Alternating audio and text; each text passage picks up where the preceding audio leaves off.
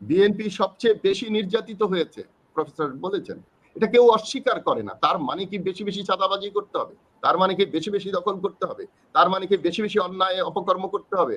প্রথম বাংলাদেশ আমার, শেষ বাংলাদেশ বলেন, আর সব কাজ হয় বিদেশে বসে, হয় ভারতে নাহলে লন্ডনে। সুতরাং এগুলো এগুলো মানুষ এখন বোঝে বলে এগুলো বোঝা যায় মানুষের কাছে স্পষ্ট। যদি কোনো রাজনৈতিক দল মনে করে, সেটা বিএনপি হোক, যেই হোক, যে ভারত তাদের ক্ষমতায় বসাবে, তাহলে ভুল করবে। এবং এই টিকিট কেনাকেনির যে রাজনীতি, টিকিট কেনে যদি যারা যাবে তাদের ওই 14 দল 27 দল আর জাতীয় পার্টির অবস্থাই হবে। জনগণ পেছনে ফিরে আসবে না। আর বাংলাদেশে যত বড় বড় সমস্যা তৈরি হয়েছিল 55 বছরে বয়সে, তার সবগুলো বড় বড় দলরা করেছে, সমাধান করেছে এই দেশের ছাত্র জনতা ও পরিশেষে সশস্ত্র বাহিনীর অবসরপ্রাপ্ত এবং চাকরিজীবী জওয়ানরা। তো সুতরাং এই ইতিহাস যখন চোখে দেখা, তখন আপনি এই যে আমি বললাম আশেপাশের দেশগুলো ঘুরে দিয়েছি, ওখানে কোনো দালাল পাবেন না। বাংলাদেশের মতো এত সস্তা দালাল অন্য কোনো দেশে নাই। বাংলাদেশের মতো এমন কোনো জায়গা নাই যে নিজের দেশে খেয়ে পড়ে অন্য দেশের গুণ গাইব আর অন্য দেশের স্বার্থ উদ্ধার করব, নিজের দেশের মানুষকে খুন খারাপি করব। সুতরাং জনগণ যদি এজেন্টের কথা বলে, তাহলে দোষটা রাজনৈতিক দলদের। কেন এই সন্দেহ জনগণ করবে, সেই সুযোগ আমরা কেন দেব? সেখান থেকে কেন আমরা এখনো ক্লিন হতে পারছি না? এই যে সালাউদ্দিনের খবর কোন বাড়িতে ছিল, কোথায় ছিল, এগুলো কেন পরিষ্কার করা হচ্ছে না? তাও তো আমি মনে করি যিনি গিয়েছেন কম্পারেটিভলি কম বিতর্কিত। সুতরাং জনগণের প্রশ্ন যত কঠিনই হোক, যে কোনো দলের বিরুদ্ধেই যাক না কেন, তাকে গ্রহণ করতে হবে যদি বাংলাদেশে বাস করতে হয়। বাংলাদেশের জনগণ দুইটা জিনিস খুব পরিষ্কারভাবে বুঝতে পেরেছে। একটা হলো দালাল মুক্ত বাংলাদেশ করতে হবে বিদেশি আগ্রাসন থেকে বাঁচার জন্য। আরেকটা হলো চাঁদাবাজ এবং আজে বাজে খুন খারাপি যারা করে, তাদের থেকে মুক্ত করতে হবে দেশকে। আজকে ফুটপাত পরিষ্কার না, ফুটপাত দখল, ছোট ছোট পানের চায়ের দোকান, মাদকের দোকান পর্যন্ত দখল। প্রতিটা আওয়ামী লীগের অফিসগুলো আরেকটা দল দখল করে নিয়েছে। গুলশানে একটা বাড়ি দখল করতে গিয়ে একজনকে খুন করা হয়েছে, উনি মন্ত্রী লেভেলের লোক। হাজার হাজার মানুষ মৃত্যুবরণ করছে দখলের জন্য। আর আপনারা জনগণের প্রশ্নকে তাচ্ছিল্য করে ওই দলের সাফাই গাবেন, এটা গ্রহণ করবে না মানুষ। সত্য বলার সময় এসেছে। ক্রান্তি লগ্নে স্বপ্নে সত্য বলেছে মানুষ, জনগণ। এবং যত খারাপ অবস্থায় যাক না কেন, আপনি দেখেন নাই যে বিজিবি যখন দাঁড়িয়ে যায় বর্ডারে, তখন কৃষক কাঁচি নিয়ে দাঁড়িয়ে যায়।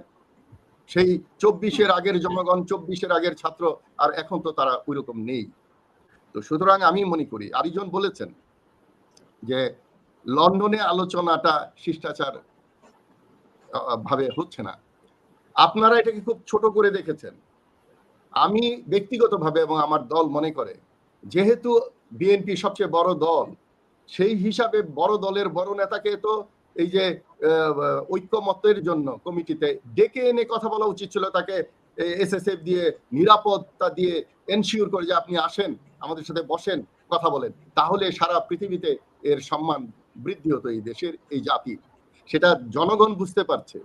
আমরা রাজনীতিবিদরা বা দলকানা যারা আমরা, তারা তা হয়তো বুঝতে পারছি না যে আজকে বাংলাদেশের একটা গণতন্ত্র প্রতিষ্ঠিত করার জন্য একজন বড় নেতার জন্য সরকার প্রধানকে গিয়ে ওখানে বাই চান্স কথা বলতে হয়। বাই চান্স দিয়ে তো আর গণতন্ত্র হয় না। আমরা আর কয়েক ঘন্টা পরে জানতে পারবো। এটার তো দুইটা রেজাল্ট হবে, যে কোনো একটা হতে হবে, হয় ভালো নালে খারাপ। তো সুতরাং যদি বিএনপি সহযোগিতা না করে এই সরকারকে, এই জাতিকে যদি সহনশীল না হয়, যেটা তার মানে খালেদা জিয়া বলে দিয়েছেন, সেই ধরনের যদি কোনো আলোচনা না হয়, তাহলে দেশের সংঘাত হতে পারে আবার। তো সুতরাং আমি মনে করি এই আলোচনা অত্যন্ত গুরুত্বপূর্ণ এবং এটা রুটিনের মধ্যে রেখে আলোচনা হওয়া উচিত ছিল। এই বাই চান্স আলোচনায় এই ধরনের ফলপ্রসূ আলোচনা হয় না। তো সুতরাং একজন দর্শক বলেছেন এই আলোচনা ফলপ্রসূ হবে, আশাবাদ ব্যক্ত করছি। কারণ জনগণ চায় যে আর বিভেদ নয়, আর ক্ষমতা নিয়ে কারাকারি নয়। এটা আজকে দেখেন এই নির্বাচন এপ্রিলে হবে না ডিসেম্বরে হবে। আমরা মনে করি এই নির্বাচন হওয়া উচিত 26 ডিসেম্বরে। কারণ আবার এই এমপিরা হয়ে যদি আবার সেই স্থানীয় সরকারের ঘাড়ে চেপে বসে, আবার যদি স্কুলের কমিটি হয়, আবার যদি সেই কমিটিগুলো দেওয়ার জন্য টাকা অর্জন করে, আবার যদি নমিনেশন বিক্রি করা হয়, আবার যদি ভোট কেন্দ্রে ডাকাত পড়ে, আবার যদি মানুষকে ভোট কেনার জন্য টাকার ছড়াছড়ি, এমনকি আওয়ামী লীগ তো জাল টাকা দিয়ে সিলেটে ভোট কিনেছিল। সুতরাং আমরা কি আবার আগের অবস্থায় ফেরত যাব? জনগণ যদি কথা বলা বন্ধ করে তাহলে তো আমরা আবার সেই জায়গায় যাব। তো সুতরাং আমার মনে হয় যে জনগণ যা প্রশ্ন করছে সব যুক্তিসঙ্গত প্রশ্ন, জনগণের মনে যা আসে তা পরিষ্কারভাবে তারা সেগুলো কথা বলে, এটা আমি বিশ্বাস করি। কারণ জনগণের যত দরদ আছে এই দেশের প্রতি, আমাদের শিক্ষিত সমাজ যারা টাই স্যুট পরে আমরা কোটি কোটি টাকা মেরে দেই, ব্যাংকগুলো উজাড় করে দেই, এবং আমাদের শেয়ার বিজনেস তছনছ করে দেই, আমাদের গার্মেন্টস শ্রমিক অন্যান্য শ্রমিকদের বেতন ঠিক মতো না দিয়ে পাজেরও চলি, তারাই এই দেশের সবচেয়ে বড় শত্রু।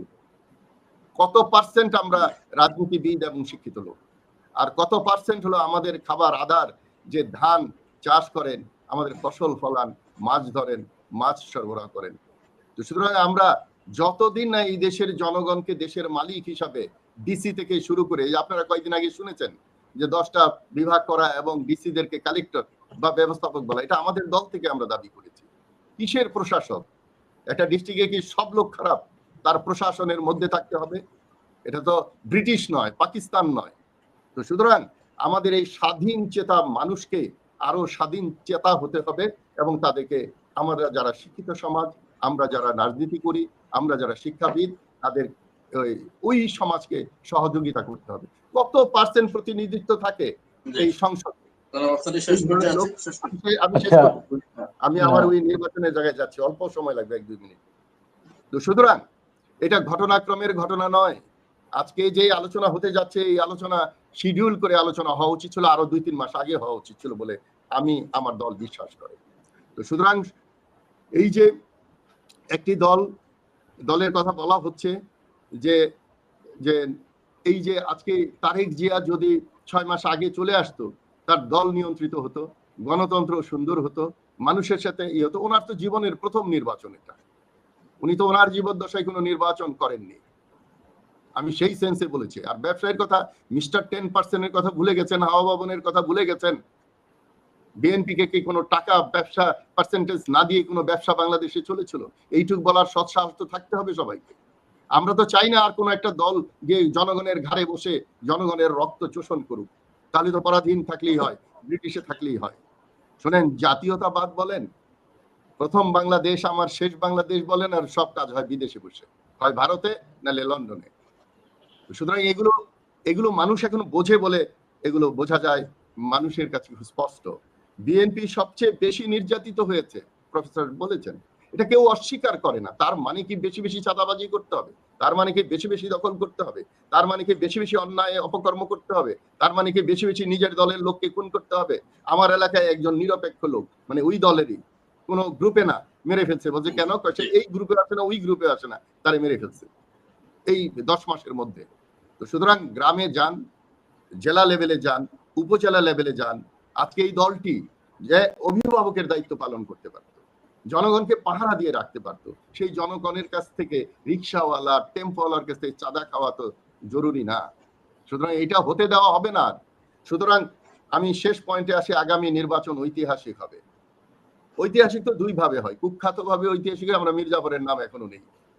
আগামী নির্বাচন হয় সর্বনাশের নির্বাচন হবে, আর না হলে এই দেশের আলো দেখানোর জন্য সুন্দর স্বাধীন দেশের গতিতে নবীনদের উদ্যম নিয়ে একটা নূতন বাংলাদেশ সৃষ্টির নির্বাচন হবে। এটা তড়িঘড়ি করে এই নির্বাচন করার কি কারণ? আমরা দাবি করেছি আমাদের নিজের দল সহ প্রত্যেকটি দলে আগে নির্বাচন হোক তাদের পদের জন্য, যেখানে নির্বাচন কমিশনের প্রতিনিধি উপস্থিতিতে আজকে বিএনপি, অন্যান্য বাম দল, আমাদের দল, সব দলের নির্বাচন হওয়া উচিত। যে আমরা কি আসলে দলের নেতৃত্ব দেওয়ার জন্য সুযোগ আছে কিনা। আমরা একটা গোষ্ঠী, একটা পরিবার থেকে মুক্ত হয়েছি, আবারও সেই দিকেই আমরা এগিয়ে যাব। মানুষকে বারবার ভুল করবে, একটা জাতি কি বারবার ভুল করে আরেকটা বৃহৎ জাতির কাছে আমরা ছায়াতে। এই জাতি আজকে দেখেন, এই সিঙ্গাপুর, এই আমাদের নারায়ণগঞ্জের চেয়ে ছোট, এই নারায়ণগঞ্জের চেয়ে ছোট একটি দেশ সারা পৃথিবী চেষ্টা করে, আমরা নারায়ণগঞ্জকে সিঙ্গাপুর। মনির ভাই, আমি কিছু কথা বলার সুযোগ দিতে হবে, একটু কথা বলবেন। সিঙ্গাপুর তৈরি করতে পারতাম। আমরা পারি নাই শুধু অপরাজনীতির জন্য, খুন খারাপি, দোষারোপের রাজনীতি এবং মারামারি কাটাকাটির জন্য স্বাধীন দেশে, এবং এটা লাগানো তৈরি করে রাখা হতো। সুতরাং আগামী নির্বাচন হোক ঐতিহাসিক, কিন্তু সেটা হোক পজিটিভ। আগামী নির্বাচন ঐতিহাসিক হতে গেলে অবশ্যই জুলাই সনদ হতে হবে। জুলাই সনদ হলেই আমাদের ওই সংবিধানের সাথে সাংঘর্ষিক হবে অনেক কিছু, সেগুলো সংশোধন করতে হবে। তো সুতরাং আপনারা যদি লক্ষ্য করে থাকেন, ডক্টর ইউনূস ঈদের আগের দিন যে বক্তৃতা দিয়েছেন, সেখানে উনি বলেছেন যে আমার নির্বাচন করার জন্য যে ইনস্টিটিউশন গুলো, সেগুলো যখন স্বাবলম্বী হবে, সেগুলো যদি সঠিকভাবে পরিচালিত করা যায়, তবেই এপ্রিলে নির্বাচন। কিন্তু এখন নির্বাচন গুরুত্বপূর্ণ হয়ে গেছে একটি দলের কাছে, আর বাকি কাজগুলো জাতির কাছে গুরুত্বপূর্ণ। জাতি কিন্তু নির্বাচনের জন্য পাগল হয়ে যায়নি। জাতি চায় জাতি তার সঠিক পথে আসুক, সঠিক নেতৃত্ব পাক, নেতারা, রাজনীতিবিদরা রাজনীতি করুক। ওই মানে দস্যুগিরি করে রাজনীতি করার দিন হয়তো অবসান হয়েছে। জনগণ জেগেছে, ছাত্ররা জেগেছে, এটা হতে দেওয়া হবে না। এই দেশ কখনোই আর দাদাগিরির অধীনে থাকবে না, এবং নিজের দেশে নিজের জনগণকে নিপীড়ন করার সুযোগ আর এই বাংলাদেশে থাকবে বলে আমরা বিশ্বাস করি না। ধন্যবাদ।